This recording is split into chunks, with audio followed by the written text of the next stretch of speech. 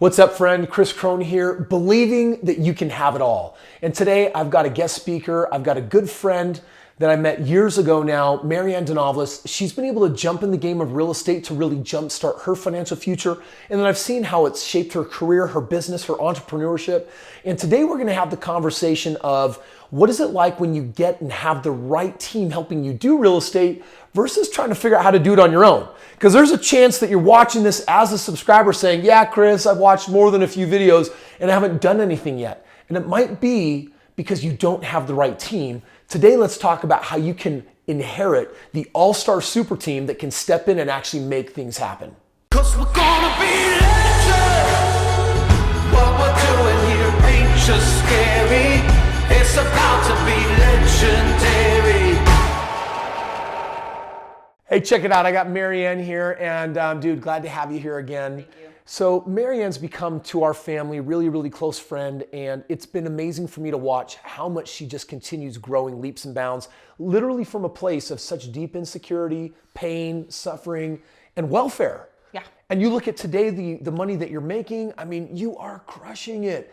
And I think part of what gave you a massive boost was how you got in the game of real estate so you can start building some assets. Oh yeah, oh yeah. So let's just talk about it a little bit. Like, first of all, would you have ever gotten in the game of real estate had we not met? No, and I kind of want to tell people how that happened because it's kind of a flashback. Is that okay? Yeah, sure. Okay, so my brother, he puts on this pre-retirement party. I'm like, what the heck is a pre-retirement party? Who does that? And I was so interested that I went over to his house, and that's where I met you for the first time. And honestly, like, you had this like slideshow with the stacks of cash and painted goose eggs, and I was like, that slideshow's really weird. Yeah, a little ghetto. We've improved a little bit. Way back in the day. But then I saw you, and I was like, okay, his energy is great. I love what he's doing. He knows what he's talking about. And this was back in the day when you were handing out your phone number. And I like pulled out my phone and I was like, oh, write this number down. And I called you the very next day. I'm like, Kris, I don't know you. You don't know me, but tell me what this is all about. Yeah. Okay. And that really started the journey. I came into the office, we met in person, and we really got the ball rolling. And I was just like,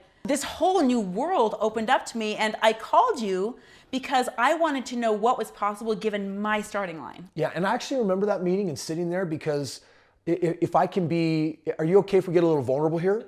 Because I remember looking at your situation, I'm like, you've got very little money, you got debt, and you really don't got much by way of credit. You're sitting here saying, hey, I'm ready to go. I heard your presentation, I'm ready to go real estate. But listen, I'm a freedom fighter. So I look at that, I'm like, dude, cowboy up. I'm gonna show up because I started without credit. I started deeply in debt and I started without any kind of leg up. And I look at what I've been able to create over and over and over again now. And the reality is not everyone has the hunger and drive to face the hard moments to pull themselves out of that. But I recognize that you were one of them. And sure enough, within a short period of time, you pulled the resources together and made a deal happen. Yeah, it wasn't on my own though. I couldn't have done it on my own. And I had that knowledge because I've been trying on my own for so long and my result had been consistently low. Yeah. And so I was, I needed a team. What was part of the team you think that really made the difference for you? Well, first of all, getting a mentor. Honestly, that was the first thing. And I tell people this often, if you want to climb Everest, don't get the guy that did it one time yesterday.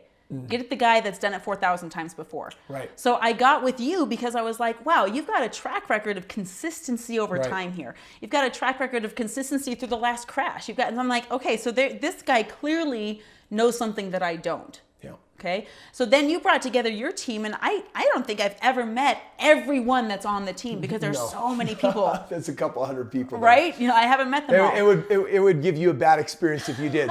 The reality is, let's have you meet as few people as possible to really help you get it, understand it, and then let them go to work for you so that you get to make the money. Right. And when I heard that, I was like, I've never heard of doing business like that before. I've never heard of doing real estate like that before. Tell me what this is all about. Right. So as you started your journey, what was the scary part? Well, the scary part was like doing something I've never done for the first time. Yeah.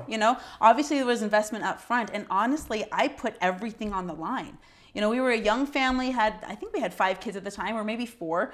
We've got 5 kids now. This was a paint myself into a corner situation where I do this or I have a future that looks exactly like my past. And that scared me more than making an initial investment. I think, Marianne, that you're bringing up a really important distinction, which is most people that I interact with, they know how to give lip service and say, oh, I want the success and I want the results and I want to make it happen.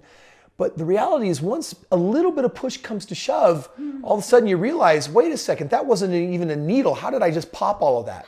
Right? It's like you deflate it and you fall apart. And that's why there is a mental fortitude to the game that is super important.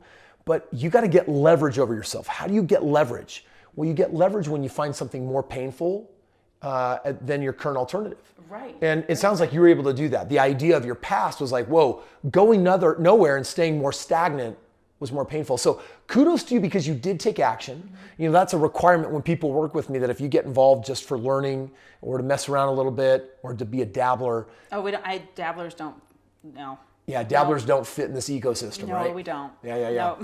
So there were some challenges, there was some hardship to face there. Tell me, however, what did we do to get creative that made real estate possible that wouldn't have worked otherwise? Oh my gosh. So we went through every kind of real estate there possibly was until we found the one that said, yes, we can go with this plan. Yeah. It took a team of experts looking out and finding the properties for me, and it took partnership too. Yeah. Okay, because I didn't have a lot of money up front. I didn't have enough to put 20% down on a property. So someone else's money came to the rescue. Right. What else? We created a partnership with those people. Also, the experts that said this house is a good fit, this house isn't. Right. Here's the thing: why most people don't get into real estate is because they're afraid of crashing. Right. They're afraid of money pits. They don't Right. want any of that. No one wants that. No one wants to waste time. No one wants to waste money. So I wanted to give it a team that could cherry pick a real estate property for me. Yeah. And I could trust them and say, okay, I can trust your judgment because I don't want to go through 340 hours of work. You did that already. How about you tell me what to do? You've held that property now for probably what, 5 years? A little bit less, yeah. Okay, a little under 5 years. But if you were to now sell that property today, what would you guess total profits would be on it? Well, it bought it for 180. It's at currently between 320 and 340 right now. Okay, so friends, that property has nearly doubled in value. And here's the exciting thing. When the time comes, sell, take the money, and guess what? Go buy 2, 3, 4 more properties. And this is what I want people to understand, that you can't eat your seeds. Yeah. Okay? If you want to have this huge harvest at the end, you can't eat the seeds that are growing as a result of your planting. I planted a seed using other people's money, okay, which means the ROI is astronomical. Yeah. And then when the harvest comes, I'm going to take some of those seeds and replant them so my orchard grows bigger and bigger and bigger. Yeah, beautiful analogy. I love that. That's great. What do you think lies in your future when it comes to real estate? What's Oh my next? gosh, I have so many plans. So this year I'm planning on getting into 5 additional properties. Next year I'm going to double that, and next year I'm going to double that. And this is the game plan I give a lot of the people that I did get to talk to, is that first year we're looking at least 5K residually a month, second year 10K residually a month, third year 15K residually a month. But then there's this magical thing that happens on month 1 of year 4. Month 1 of year 4 is when you actually are able to sell the first property that you got into. You're getting another property under your belt, plus you've got the residual. We're looking at a $50,000 month 1 of year 4. Yeah, that's pretty awesome. Dude, that's rocking. I love that. and one of the reasons why I wanted to do this interview, with you, Mary, and there's so many students we could do this interview with, is because I've got a lot of people on my team that if you're a part of the Kris Krohn team, you're out there actually doing real estate. And so next month, actually on April 17th, I'm planning on Chris Milner's coming in to do a few videos on his real estate. Carson's coming in to share about his real estate. Oh, you guys are gonna love Colton's listening coming to that. in to share his real estate. In the end, don't be a hypocrite. Don't just be a student. Don't just be a learner. At some point, rubber hits the road. It's time to take action. So Marianne now started off as a client. Now she plays a really key role in my entire ecosystem. One of those roles is that when people click the links in the bottom of the videos and say, hey, I need a game plan, what could I do? Marianne's such a great person to say, hey, I can really relate. I know what it's like to be missing assets or credit or whatever. Or if you have them, what are your options and what could you do to actually build a game plan to get where you want to go?